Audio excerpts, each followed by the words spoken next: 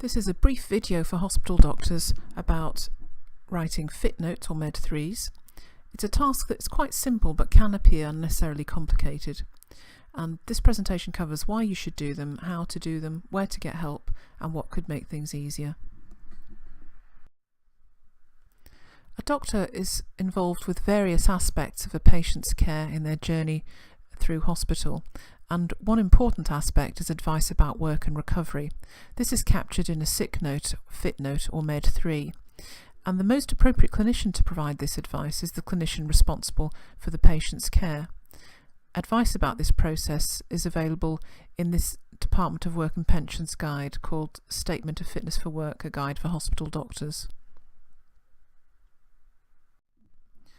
So what does this guidance say? Well, it says that the duty to provide a Med 3 rests with the doctor who at the time has clinical responsibility for the patient. Not issuing Med 3s denies patients the best care and leads to unnecessary duplication and extra work for GPs. And we need to remember that GP appointments for fit notes relating to hospital treatments reduce capacity in primary care for managing patients and keeping them out of hospital. So here are some key facts about sick notes. They're only required when the illness or accident will prevent the patient from working for more than 7 days. In the first 7 days, they're required to self-certify.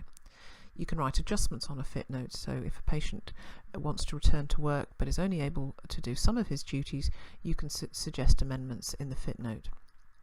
You can backdate a fit note to a date when a colleague first saw the patient for the condition, providing you've got the records to base this on.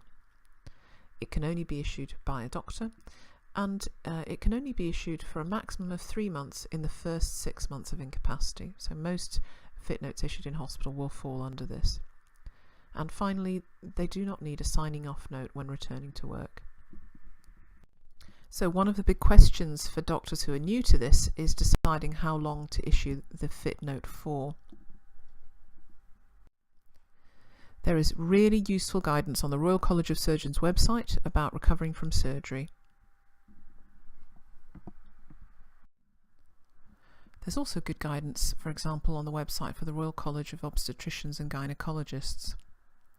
It's important, however, that departments consider developing their own list of recommended advisable recovery times for different admissions, procedures and operations. So here are some example reference tables of periods of recovery from common surgical procedures.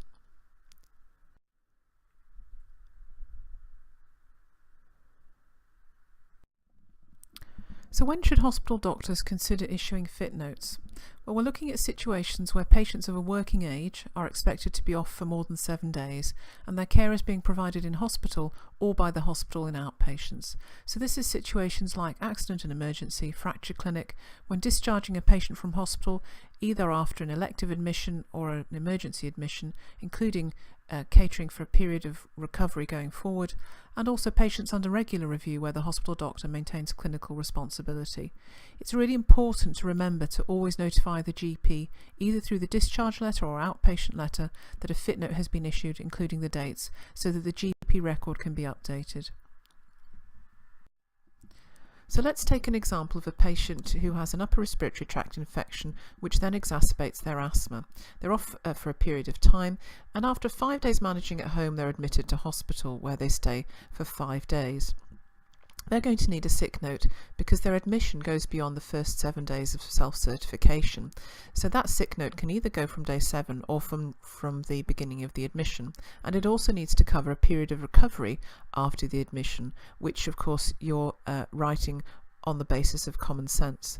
So they could either have a sick note from the beginning of the admission with an added week to recover, or you could ask them when their first day off sick was and do a sick note from day 7. But this seems to be adding unnecessary complexity because it involves having a conversation with the patient as to when they were last at work.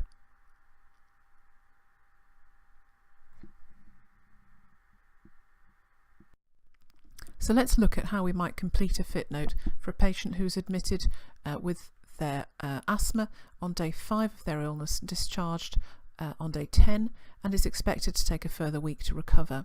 After completing their name and the date that you assess the case on, which is normally going to be near the date of discharge, because at this point you can then have a reasonable idea of their expected recovery.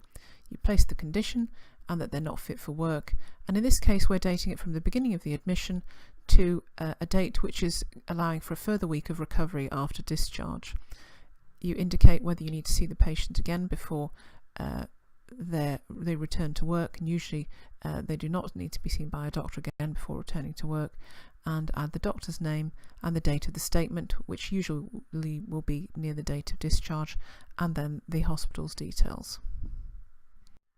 So let's consider next a patient who sustains an injury resulting in a fracture and is off work for 4 weeks. They present to A&E on the first day, and then they present to fracture clinic the day after that. These both happen in within the first 7 days, which is the self-certification period in theory, and the patient has further attendances in outpatients.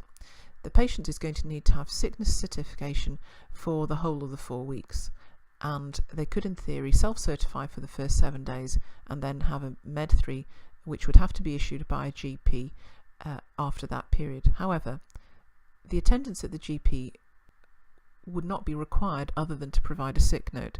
So it makes sense that, given that this is a illness being treated in hospital, it makes sense for the fracture clinic or A&E to provide the Med 3 right from the outset, because there is a predictable period of recovery of several weeks, and there is no need, other than for getting a sick note, there is no need for the patient to attend his GP. So we really recommend that hospital doctors provide a sick note in these circumstances to avoid the need for the patient to attend their GP purely for the purpose of obtaining a sick note. So let's look at how we might complete a fit note for a patient who's sustained a fracture and is expected to take 4 weeks to recover.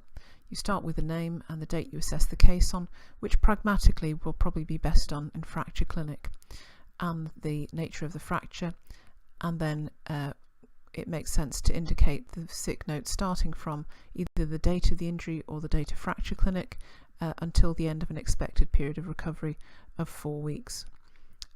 You indicate whether they need to be seen again before returning to work, the doctor's name and the date of the statement, which here we've decided is likely to be in fracture clinic. So let's consider the case of a patient who's admitted for elective surgery. They're admitted for 5 days and they have some outpatient follow-up, and the duration of their absence from work is expected to be 4 weeks. So although the admission occurs within the first 7 days, there are 2 options here in terms of certification. First of all is that they self-certify for the first 5 days and are provided with a Med 3 on discharge for the remainder of the expected recovery period. However, it may be that the patients had to take time off work before the admission to have a bowel prep or pre-admission assessments, and that they've already used up their 7 days of self-certification. So it makes much more sense to provide a Med 3 that dates back to the first day of their admission.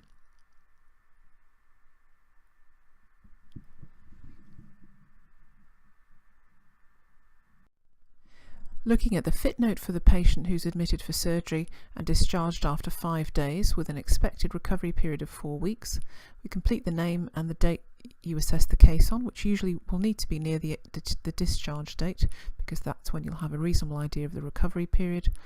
You indicate the surgery and that they're not fit for work, and then you indicate the recovery period, which can be found in a variety of websites and guides, and then you sign and place the date of the assessment and the hospital details. The alternative here would be to date it from the beginning of the admission to 4 weeks later. There are a few practical steps that could be done to help improve and make sickness certification in hospital a little easier. The first thing is to cover this in junior doctors induction and to signpost junior doctors to video links like this one. The third thing is to ensure that all hospital doctors have access to guidance in each department for common conditions, common admissions, injuries and operations, and this could be done as a quick guide which is laminated and kept in wards and clinics. Another thing that would be helpful would be to ensure that a Med 3 is attached to a standardised discharge documentation pack along with medication on the wards and in A&E. And finally, at pre-admission, ensuring that questions are asked about employment and whether it's manual or non-manual, this helps to estimate the recovery period, but need to remember that even patients who are unemployed may request a fit note because this has a different level of benefit attached to it.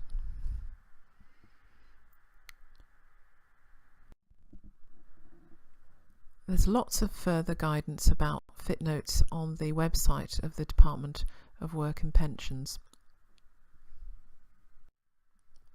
I hope you found this presentation helpful. Please consider sharing it with your colleagues and sending me some feedback.